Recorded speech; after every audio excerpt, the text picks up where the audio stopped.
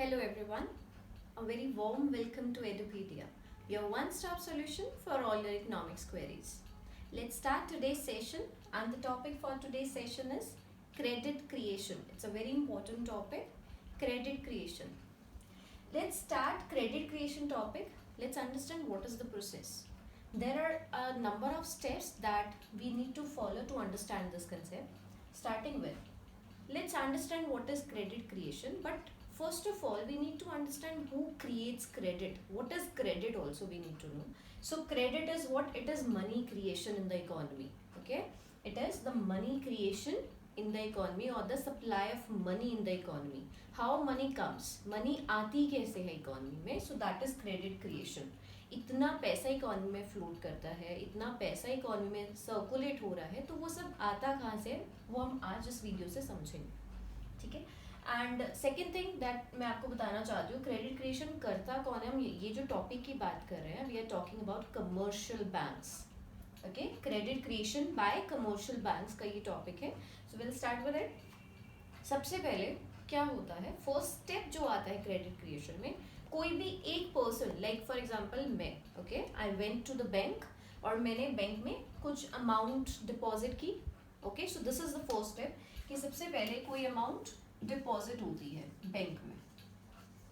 Let's say मैंने 1000 rupees deposit किया bank account में. ओके, सो ये डिपॉजिट है और इस डिपॉजिट को हम बोलते हैं प्राइमरी डिपॉजिट.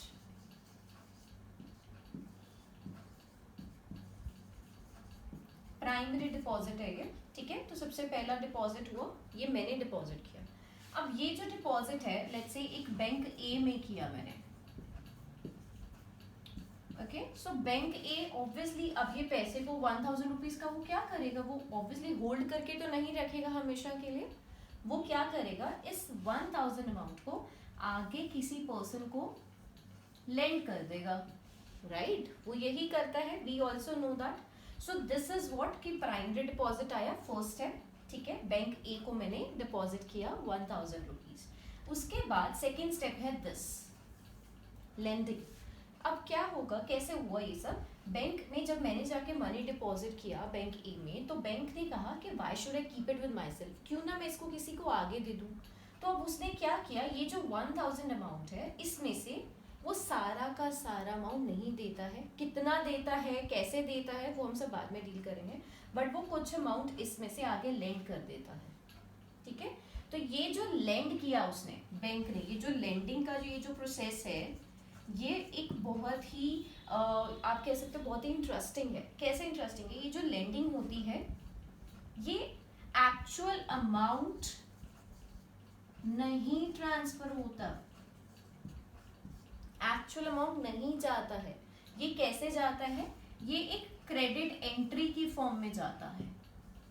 जैसे आप समझ लो कोई पर्सन था जिसको उन्होंने लेंड किया, लेट्स से वो पर्सन था नेम बी, उस पर्सन का नाम था बी.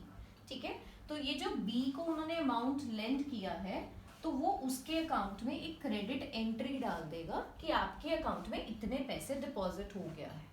ठीक है, तो ये जो एंट्री है ये उसके अकाउंट में डल जाएगी. एक्चुअल कैश नहीं ट्रांसफर हुआ है. जब चाहिए होगा तो then we will see. Bank से ये सोचता है. तो क्रेडिट एंट्री जब उसके अकाउंट में डल गई तो उसको लगा ओके मेरे अकाउंट में तो पैसे आ गए हैं. ओके, सो ये स्टेप हुआ.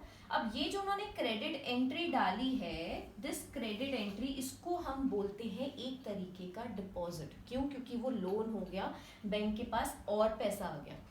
ठीक है, एक तो 1000 ये जो मैंने लेंड किया था ये प्राइमरी डिपॉजिट होता है. ठीक है, उसके बाद ये जो क्रेडिट एंट्री उन्होंने डाली, क्यों डाली, क्योंकि उसने लोन लिया ना. ठीक है, उसने लोन लिया था, तो ये एक और डिपॉजिट हो गया. इस डिपॉजिट को हम बोलते हैं सेकेंडरी डिपॉजिट. क्या बोलते हैं, सेकेंडरी डिपॉजिट. तो ये सेकेंडरी डिपॉजिट उसके अकाउंट में चला गया. अब बहुत ही इंपॉर्टेंट चीज यहाँ पे समझो कि जो ये प्राइमरी डिपॉजिट है प्लस सेकेंडरी डिपॉजिट है, ये अब बैंक के पास टोटल अमाउंट हो गई है. सिर्फ ये नहीं है amount, this is also included. ये भी अमाउंट बैंक के पास ही है, बिकॉज उसने उसके अकाउंट में लेंड तो कर दिया, बट उसको वापस तो मिलेगी ना वो अमाउंट, तो उसके पास अमाउंट होती है. ठीक है, तो इन दोनों को मिला के primary deposit plus secondary deposit, इन दोनों को मिला के कहते क्या है, इन दोनों को मिला के इसका जो आंसर आएगा that is called as demand deposit. इसको डिमांड डिपॉजिट क्यों बोलते हैं, उसके पीछे भी एक रीजन है। वो इसलिए बोला जाता है बिकॉज ये डिमांड पे डिपॉजिट है। मतलब जब भी इनमें से कोई भी पर्सन अगर अपना डिमांड करता है मनी तो वो निकलवा सकता है, वो ले सकता है, इसलिए इसको डिमांड डिपॉजिट बोला जाता है। और ये डिमांड डिपॉजिट किसका है, बैंक्स का। ठीक है, तो ये डिमांड डिपॉजिट होती है। अब इतना स्टेप हो गया, ठीक है। इसके बाद क्या होता है, बैंक्स जनरली क्या करते हैं, वो ये अज्यूम करते हैं कि अब जो आगे फर्दर ये बी जो है अमाउंट लोन ले रहा है तो वो आगे किसी को देगा, फिर वो आगे किसी को देगा, वो आगे किसी को देगा, तो ये स्टेप चलता जाता है। तो ये वो कैसे करेगा, चेक्स के थ्रू। जो कैश है वो विड्रॉ हो जाएगा, वो निकल जाएगा, अमाउंट बाहर हो जाएगी, बट बाकी का जो अमाउंट है वो क्या होता है, वो दे एज्यूम कि वो क्रेडिट जो है वो कैसे चलेगा, चेक्स की फॉर्म में। ठीक है। And one more important point है कि वो लोग ये एज्यूम कर लेते हैं, वो लोग ये बाय एक्सपीरियंस ये चेक कर लेते हैं कि कितनी अमाउंट जनरली एक दिन में विड्रॉ होती है, और उसमें से जो बच जाएगा वो अमाउंट वो दे देते हैं एज लोन। सो ये बहुत ही इंपॉर्टेंट स्टेप है। मैं आपको एक बार दोबारा से रिपीट कर देती हूँ कैसे होता है। ये जो मैंने अभी अभी पॉइंट बोला है, क्या होता है, देखो जनरली बैंक्स क्या करते हैं, जब उन्होंने लेंड किया था तो अमाउंट वापस तो आएगी ना कभी, राइट। तो वो ये एज्यूम कर लेते हैं कि जब तक वो वापस नहीं आती तब तक उनको कुछ अमाउंट तो अपने पास रखनी पड़ेगी, बिकॉज कभी भी कोई भी आ सकता है और कह सकता है मुझे कैश चाहिए आज के आज, तो वो उसको देना पड़ेगा। वो बैंक मना नहीं कर सकता क्योंकि उसके अकाउंट का बैंक है, उसके अकाउंट का बैलेंस है, राइट। तो वो क्या करता है, वो एज्यूम करता है, एज्यूम से भी ज़्यादा वो एक्सपीरियंस के बेस पे चलता है कि जनरली एक दिन में, वन डे में कितनी अमाउंट विड्रॉ हो जाती है टोटल डिपॉजिट्स की। Total deposit is this demand deposit, ठीक है।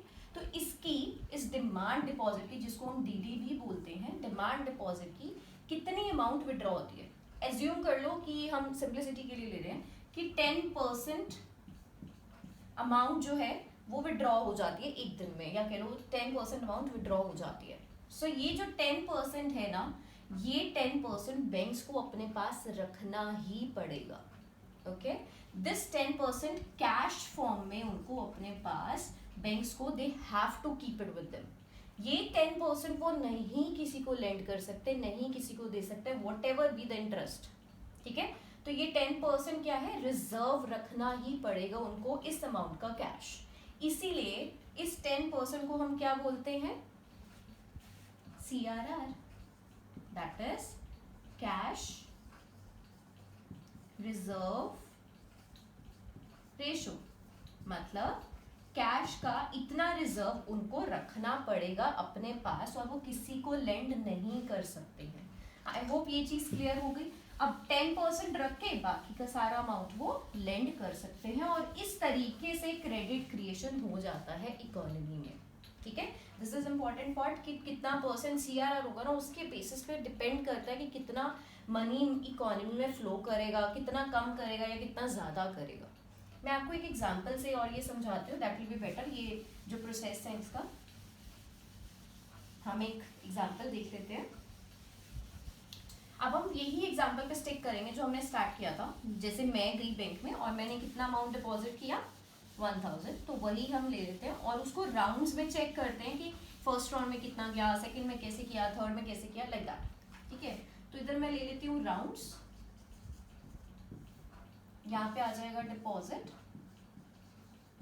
ठीक है, और यहाँ पे हम ले लेते हैं जो लोन अमाउंट वो दे रहा है, और यहाँ पे CRR या रिजर्व्स, कैश रिजर्व।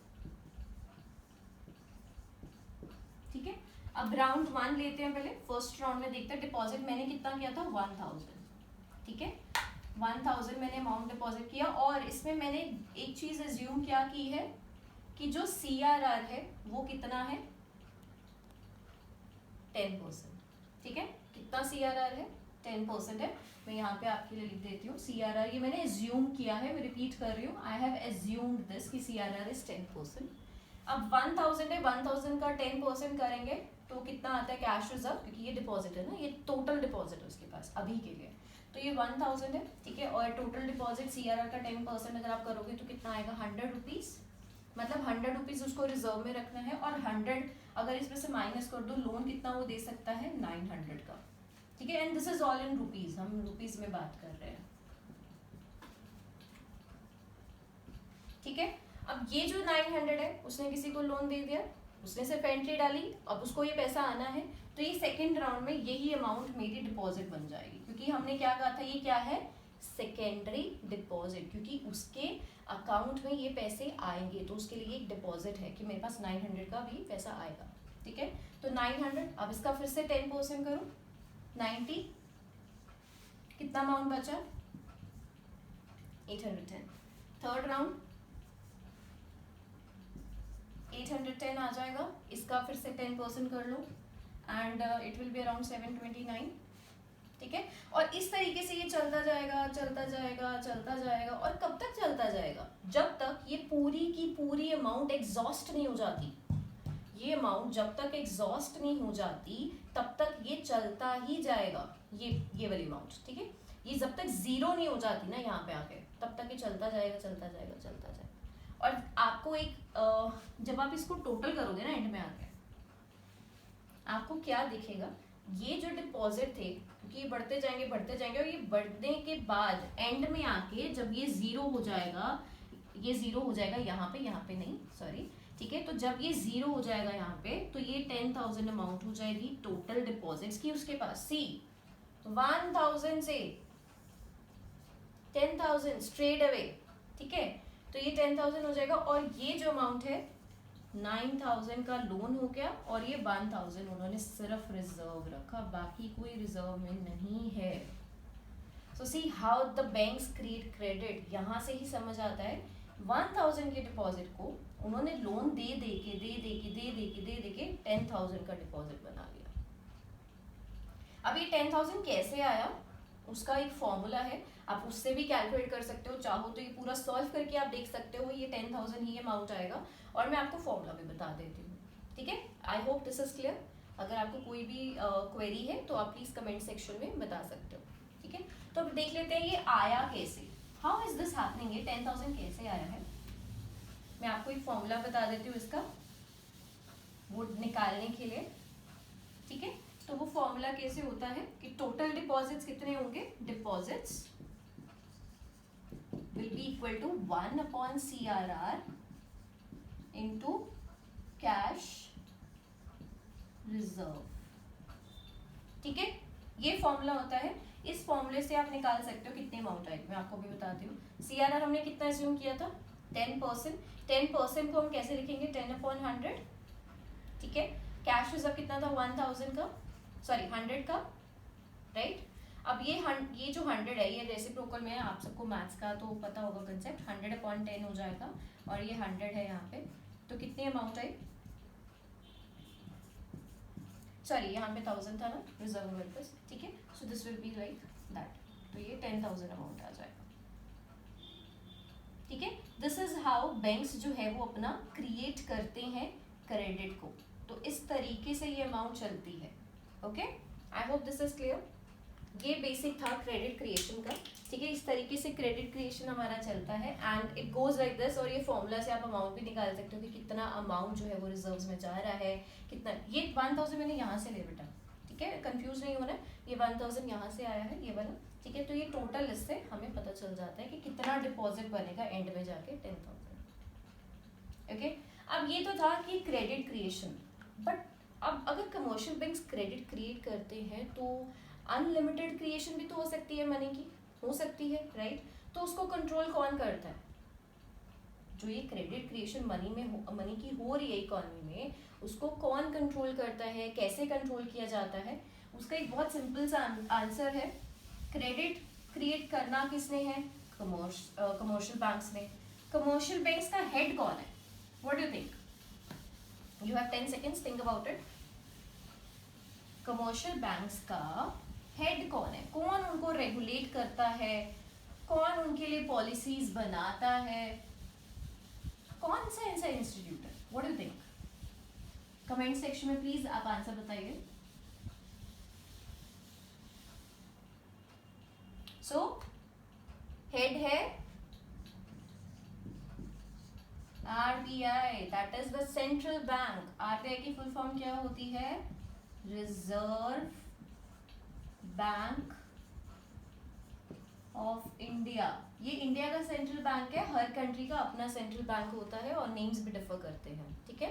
तो ये RBI reserve bank of India, ये क्या है? ये सेंट्रल बैंक है हमारी कंट्री का, okay. Means this is the head, ये हेड है कह सकते हो आप, ठीक है। हेड ऑफ किसका? कमर्शियल बैंक्स का। अब इसके बारे में पहले थोड़ी सी इंफॉर्मेशन मैं आपको देती हूँ, ठीक है। जो आरबीआई है, ठीक है, ये स्टैब्लिश कब हुआ था? 1 अप्रैल 1935 में। This is important date. RBI कब एस्टैब्लिश हुआ था? 1 अप्रैल 1935 को। अच्छा, इसका गवर्नर कौन है? करंट और प्रेजेंट गवर्नर कौन है? Who is the current governor of RBI? आपके पास 10 सेकेंड्स है, आप प्लीज कमेंट सेक्शन में डिस्कस करके मुझे बताइए। कमेंट सेक्शन में right down your answer. Who is the governor? Okay, so the governor is Shaktikanta Das, ठीक है।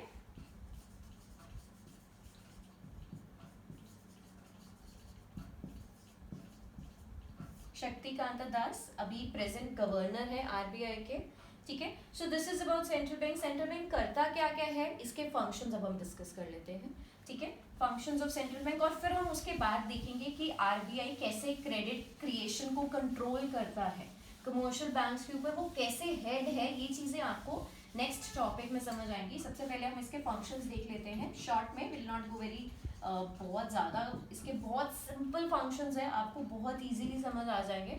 सबसे पहला फंक्शन इशू ऑफ करेंसी, सबसे इंपॉर्टेंट है।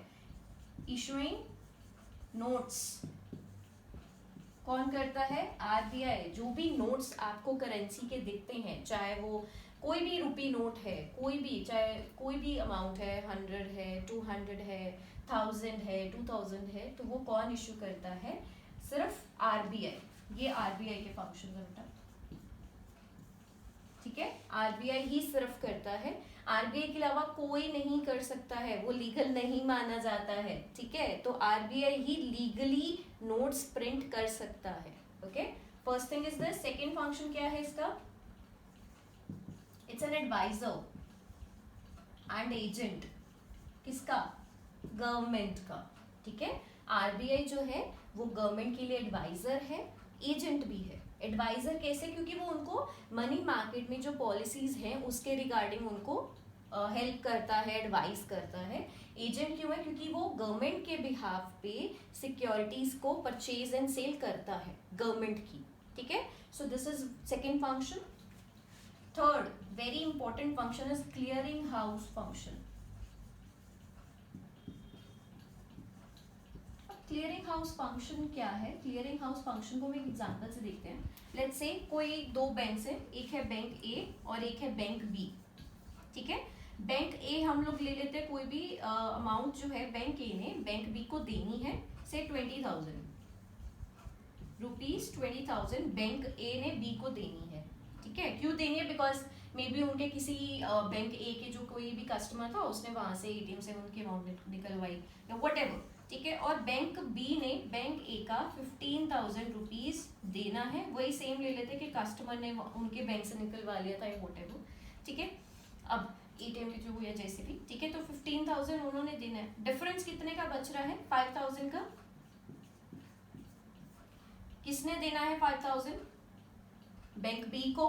किसने देना है? ए ने, क्योंकि ए ने बी को 20 देना था, इसने तो 5,000 इधर जाना है ना, बैंक बी ने बैंक बी को जाना है। तो ये 5,000 अब बैंक ए तो जाएगा नहीं बैंक बी के पास, या बैंक बी आएगा नहीं प्लीज मेरे पैसे दे दो, ऐसा नहीं होता है। आरबीआई डायरेक्टली ये जो 5,000 है बैंक बी के अकाउंट में अपने आप ट्रांसफर कर देता है। वो एंट्रीज देखता है, उसके बेसिस पे आरबीआई जो है ये क्लियरिंग हाउस फंक्शन परफॉर्म करता है। डायरेक्टली अमाउंट जो है जिसके अकाउंट में जानी होती है, जिस बैंक के अकाउंट में, तो वो डायरेक्टली ट्रांसफर कर देता है।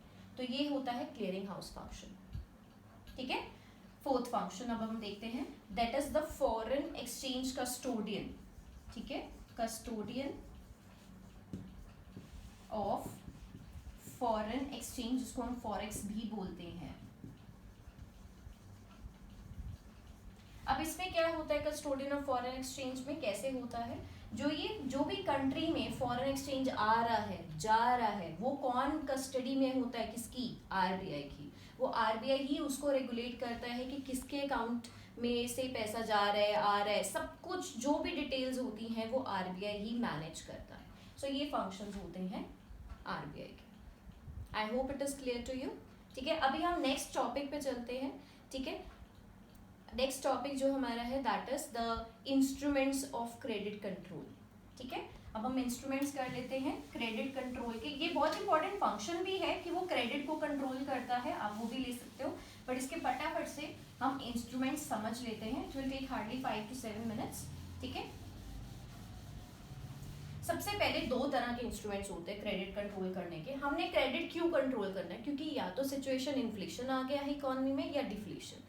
इन्फ्लेशन क्या होता है, इन्फ्लेशन जो है वो अपर साइड की बात करता है, मतलब डिमांड हाई, प्राइसेस हाई, बहुत ज़्यादा प्रोडक्शन हो गई है तो सप्लाई उतनी नहीं है, सॉरी, ठीक है, डिमांड बहुत ज़्यादा है बट सप्लाई नहीं है। डिफ्लेशन इसका बिल्कुल उलट होता है, मतलब डिमांड नहीं है, स्टॉक्स पड़े हैं, लॉस हो रहा है। ठीक है, तो इस तरीके से ये दो सिचुएशंस होती हैं। सबसे पहले जो इंस्ट्रूमेंट्स हम करेंगे वो है quantitative instruments.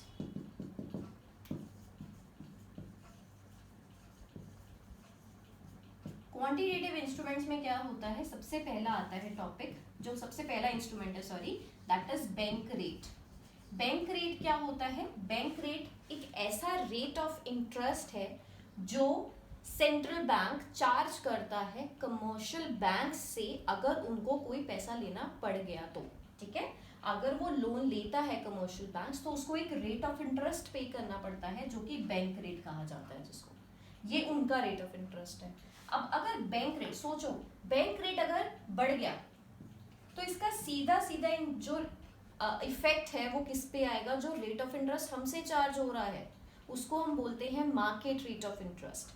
Market rate of interest पे डायरेक्ट इफेक्ट आता है। समझ लो अगर बैंक रेट पहले 10% था, ठीक है, बढ़ा के आरबीआई ने 12% कर दिया, तो ऑब्वियस है ना इसका इफेक्ट किस पे आएगा, मार्केट रेट ऑफ इंटरेस्ट पे, ROI means rate of interest पे इसका इफेक्ट आ जाएगा। क्यों आएगा, बिकॉज वो अपना बर्डन अपने पास नहीं रखेगा कमर्शियल बैंक, वो अपना बर्डन हम पे शिफ्ट कर देगा।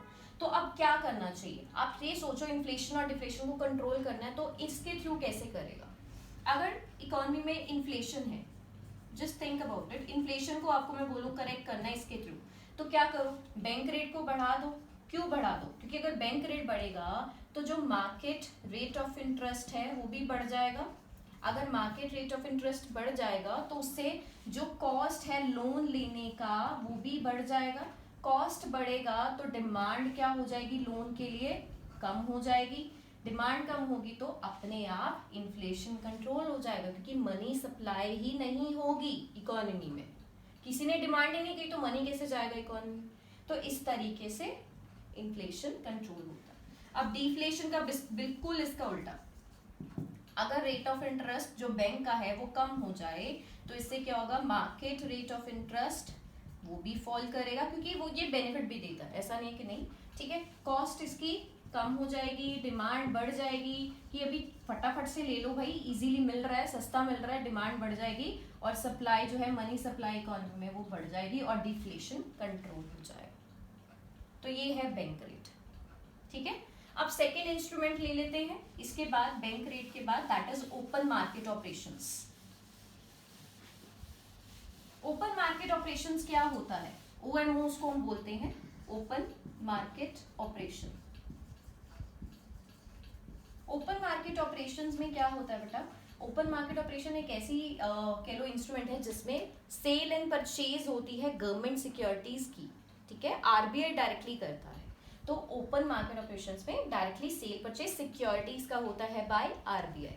ठीक है, तो इसमें क्या होता है, जब मनी सप्लाई कम करनी है, हम मनी सप्लाई कम क्यों करना चाहते हैं, क्योंकि ऑलरेडी मनी बहुत है इकोनॉमी में, इन्फ्लेशन चल रहा है, तो आपको अगर इन्फ्लेशन कंट्रोल करना है तो आप कैसे करोगे, उस टाइम पे क्या करना चाहिए कि मनी सप्लाई कम हो जाए। वो तभी हो सकता है जब हम लोगों से पैसा ले लें। लोग पैसा कब हमें देंगे, जब हम उनको कोई चीज देंगे। तो यही सोच लो, अगर आरबीआई इस टाइम पे क्या करेगी, इसको कंट्रोल करने के लिए आरबीआई जो है बहुत स्मार्ट है, ठीक है, और वो क्या करेगी, इन्फ्लेशन के टाइम पे ताकि मनी सप्लाई कम हो जाए वो सेल कर देगी। किस चीज की, सिक्योरिटीज की। जब वो सिक्योरिटीज सेल करेगी, सेल सिक्योरिटीज को करेगी, इससे क्या होगा, लोग जो है वो सिक्योरिटीज खरीदेंगे, बिकॉज गवर्नमेंट सिक्योरिटीज में everybody is more interested, right. तो वो गवर्नमेंट सिक्योरिटीज जब वो खरीदेंगे तो मनी जो लोगों के पास है वो कम हो जाएगी ना, क्योंकि अगर वो सिक्योरिटीज खरीद रहे हैं उनको बदले में पैसा देना है, तो मनी कम हो जाएगी उनके हाथों में। मनी कम होगी तो फिर डिमांड कम हो जाएगी एंड अल्टीमेटली इन्फ्लेशन कंट्रोल हो जाएगा, ठीक है। डिफ्लेशन के टाइम पे क्या होगा, अब इस टाइम पे वो परचेज कर लेती है सिक्योरिटीज, क्यों, क्योंकि पैसा देना है ना लोगों को, ठीक है। जो सिक्योरिटीज बेची थी कह लो वही वापस ले लिया, ठीक है। तो वो परचेज करेगी सिक्योरिटीज को, परचेज करेगी सिक्योरिटीज, तो मनी जो है लोगों के पास वो ज्यादा हो जाएगी, डिमांड जो है वो ज्यादा हो जाएगा। डिमांड बढ़ेगी तो ऑटोमेटिकली हम डिफ्लेशन से बाहर आ जाएंगे, ठीक है। तो ये ओपन मार्केट ऑपरेशंस का इफेक्ट दिखा। थर्ड, अब थर्ड इंस्ट्रूमेंट अब इसका हम देख लेते हैं। जो थर्ड इंस्ट्रूमेंट है वो बहुत ही इंपॉर्टेंट है, repo rate. Third instrument is repo rate. Repo rate में कैसे होता है,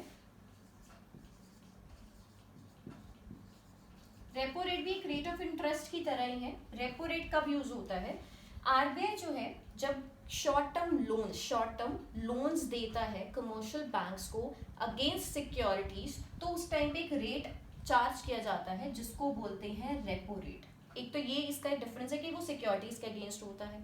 सेकेंड इंपॉर्टेंट डिफरेंस है कि ये जो रेट ऑफ इंटरेस्ट, ये जो रेपो रेट की हम बात करते हैं, इसमें एक रीपरचेज एग्रीमेंट होता है। रीपरचेज एग्रीमेंट होता है।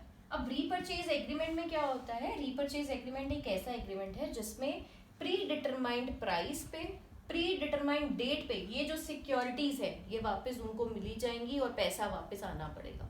तो एक रीपरचेज एग्रीमेंट पहले से ही होके रहता है कि आपको इतनी अमाउंट जो है वो इस टाइम पे आपको देनी पड़ेगी और सिक्योरिटीज आपकी वापस आ जाएंगी, ठीक है। अब रेपो रेट कैसे हेल्प करता है इन्फ्लेशन एंड डिफ्लेशन को कंट्रोल करने में, ये भी आरबीआई के ही हाथों में होता है, उसको कैसे फ्लक्चुएट करता है। आरबीआई क्या करता है, इन्फ्लेशन के टाइम पे मनी जब कम करनी होती है, कोई भी रेट है बेटा, वो क्या करेगा, इन्फ्लेशन के टाइम पे वो बढ़ा देता है, राइज कर देता है रेपो रेट को, क्योंकि इससे क्या होगा, अमाउंट जो बचती है ना उनके पास डिसबर्स करने के लिए, लोन देने के लिए, वो कम रह जाता है, इसलिए वो राइज कर देती है इसको, रेपो रेट को, ठीक है। जब रेपो रेट राइज होता है तो जो अमाउंट है, ठीक है, डिसबर्स करने के लिए, जैसे मैंने आपको बोला, वो कम हो जाती है, ठीक है, अमाउंट जो है वो कम हो जाएगी, मनी सप्लाई अपने आप कम हो जाएगी और इन्फ्लेशन कंट्रोल हो जाएगा। देन इस डिफ्लेशन के टाइम पे इसका बिल्कुल उल्टा होता है, ठीक है। इसमें क्या है, इसमें वो फॉल कर देता है, फॉल करेगा, ठीक है, रेपो रेट फॉल करेगा तो उससे क्या होगा, पैसा ज्यादा है, अब उनको ज्यादा इंटरेस्ट नहीं देना पड़ेगा अगर वो ले भी रहे हैं कुछ अमाउंट, ठीक है, तो अमाउंट जो है वो देने के लिए वो ज्यादा हो जाती है, मनी सप्लाई बढ़ जाती है और इकोनॉमी जो है वो डिफ्लेशन से बाहर आ जाती है, ओके। अब इसी के नेक्स्ट जो इंस्ट्रूमेंट है वो इसी पे बेस्ड है, देख लेते हैं। Reverse repo rate, reverse repo rate इसका बिल्कुल उल्टा है, आज हम सिर्फ रिवर्स रेपो रेट तक कर लेते हैं। रिवर्स रेपो रेट में क्या होता है बेटा, रिवर्स रेपो रेट में हम लोग जो है वो एग्रीमेंट जो होता है वो कैसे होता है कि उनके पास एक्सेस कैश था कमर्शियल बैंक के पास, उन्होंने आरबीआई को दे दिया, प्लीज आप होल्ड कर लो, उसके बदले में उनको इंटरेस्ट मिलता है।